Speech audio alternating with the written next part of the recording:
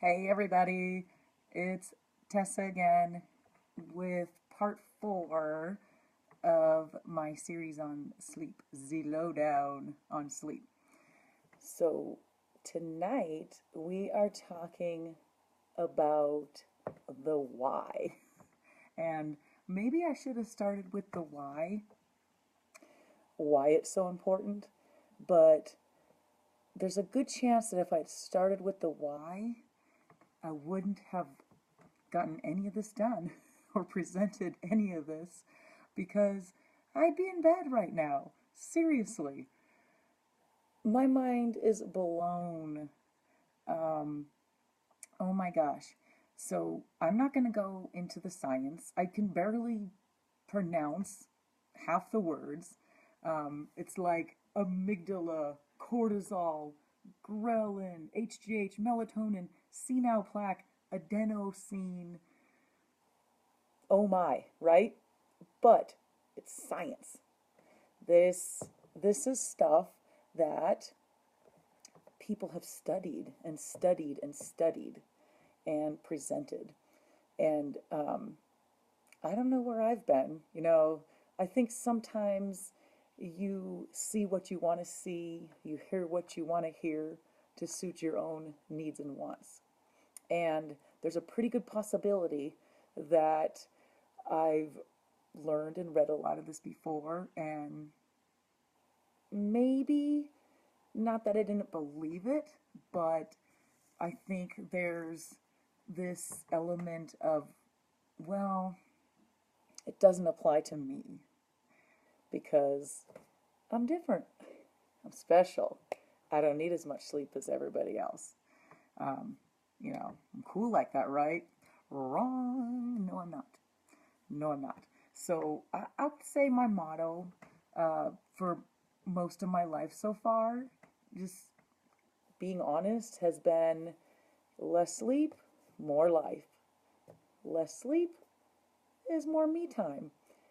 Sometimes I think I felt like, as a mom, a wife, there are times in my life when I felt like the only way to actually get some time for me, some time to actually enjoy and do what I want to do without responsibility, some playtime, some goofing off time, was when everyone else was asleep.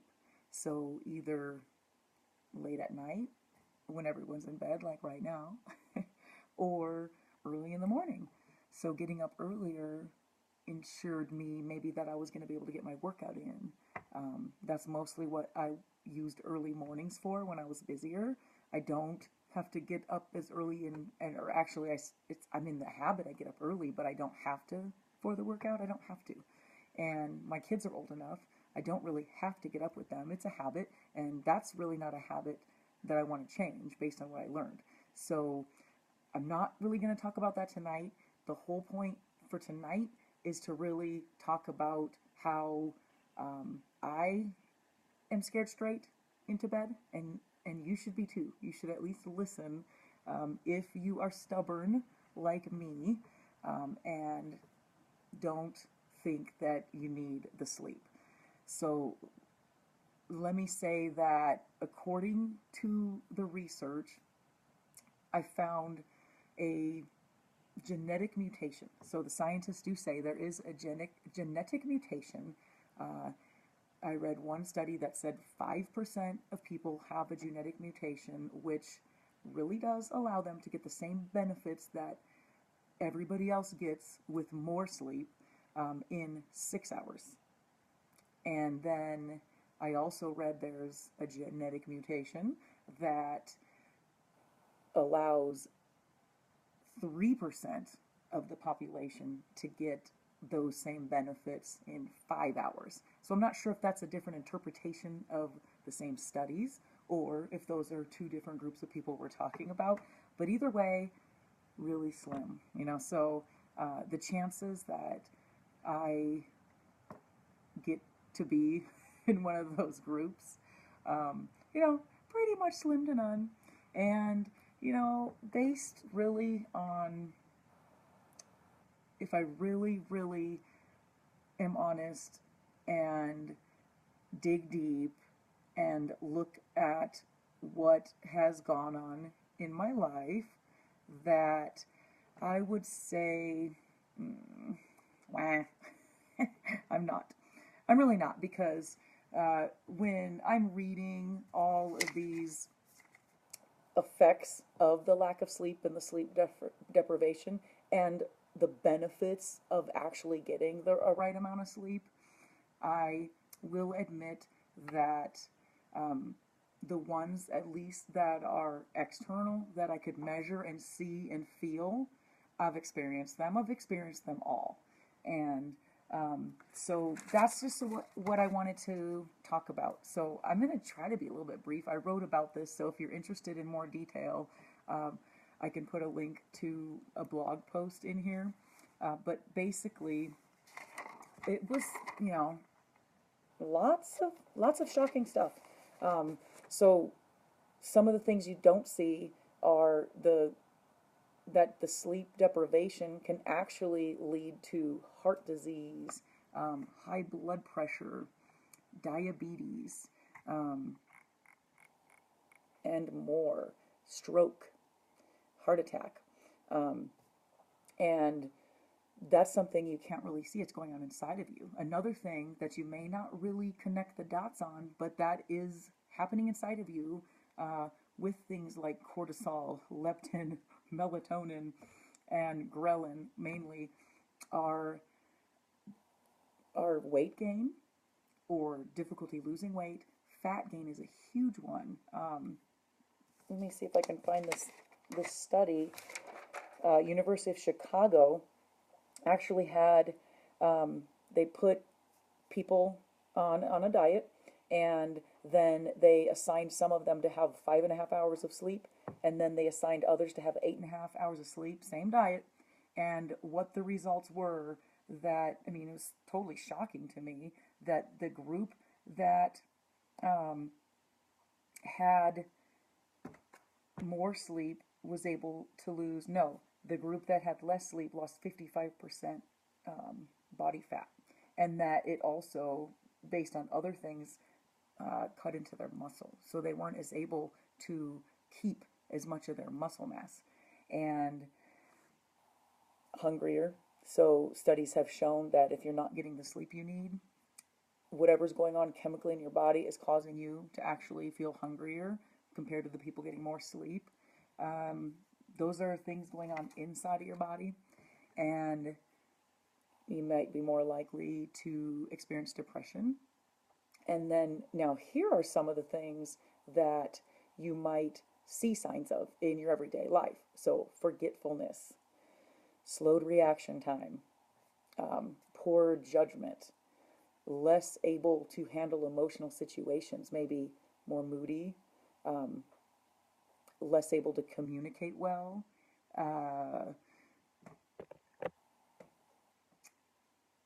more likely, because of the slowed reaction time, to be in accidents.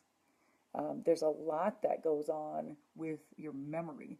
So while you're in one of the stages of sleep, you've got your body, your brain working to take your short-term memory and kind of make it long-term. So your brain is doing all this work to take everything that happened during the day and the stimuli and actually process it to be able to use it later. And when you're not getting enough sleep, your brain doesn't get to effectively do that process. And then in REM sleep, the stage where you're more likely to dream, your body and brain is also, your brain's also processing that information in a different way. So it may come out differently, but it's still using that information and working with it to be able to help you, and it's unable to do it effectively if it's not being able to go through all those sleep stages and get as much effective sleep, get as much sleep as you need. And so it does affect your creativity because that's part of that process. And patience, that's a big one. I'm sure we've all experienced that one. I know personally that I have. That is one I've definitely known for a long time, that I've had less patience with my kids. And Parenting's hard enough. I mean, seriously. So, kind of thinking of, I've been saying, I'm almost bragging, like, oh, I make this choice not to sleep. I can sleep. I mean, there's a lot of people out there with sleep disorders who do have a hard time going to sleep. I really don't. I mean, I choose this. And so it's just kind of like a little bit of a wake up call, to actually think about the choice that I'm making that could actually be affecting the kids or, putting people in danger. My reaction time if I'm driving and doing things. And I've experienced it. I hate to say it, but I have. I've been in a car sometimes and thought, man, I'm so tired. You know, I'll joke, like, I shouldn't be operating heavy machinery today. I probably should have stayed at home just because I'm just kind of doing silly, thoughtless things because your ability to actually finish thoughts is diminished when your body doesn't get enough sleep. Your brain and your body are working. They are working when you are in parts of the sleep cycle. I mean, it's vital to life. It's not just vital to a healthy life. I can't remember this. It was a study, or it was some record of actually how many days somebody has stayed awake, and it's not that long. I mean, you need it to live. It's not a privilege. It's not, a gift. It's a necessity. You have to do it. You don't have to earn it by working hard. I mean, that's kind of what I say, when I hit the bed, I fall asleep so fast, I'm so tired, and I have that satisfaction, like I got, well, I ain't gonna lie and say I ever get everything done that I want to do, but I don't know, you feel kind of good. So, but I've been wrong. I really, honest to goodness, have been wrong, and I'm actually a little bit sad, a little bit scared. This is a big one. I've put a lot of effort into changing my lifestyle over the past 5-6 years, and losing a bunch of weight, and still a work in progress as far as healthy eating and other habits, but I've come a long way. I exercise almost every day. I uh, I almost gave up Diet Coke. I treat it like a treat now. I've done a lot of things to improve my health, and here, this fundamental element of it, I mean, completely fundamental necessary, and I mean, it's sleeping. So, if you don't have a sleep disorder or a problem with it, I mean, that's got to be a little bit easier than working out and eating right. It's sleeping. It feels good to be under the covers on a pillow. I mean, in your pajamas, it feels really, really good. And I have not been doing what I could.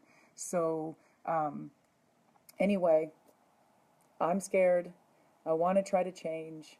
I hope that if you are not getting the sleep you need, that some of the information I've shared about the why, about how important it is, I'm trying to scare you. I've been scared, and I'm trying to pass it along. So just let me know if maybe you are thinking about changing your ways, if you've been stubborn like me, and also what else you want to know about related to sleep. So tomorrow I am going to talk about how to go about trying to do this, to try to change your sleep habits. And then Saturday I'm going to wrap up the series with the really interesting, I've learned a lot of weird stuff about sleep, so I wanted to share some of that, so it'll be kind of more lighthearted and fun. But if you have any specific questions you want me to answer, I'm by no means an expert on it. Like, I mean, seriously, I'm not an expert. I'm just a woman who has not been sleeping enough, and just knew I needed to, and wanted to put some time into research, and I'm just sharing what I know. But I love to kind of research, and I'd love to kind of have that discussion and see what else. So anyway, thank you for listening, and I really mean this when I say this. We should go to bed. Good night. Thank you, and good night. Thank you for listening. Bye.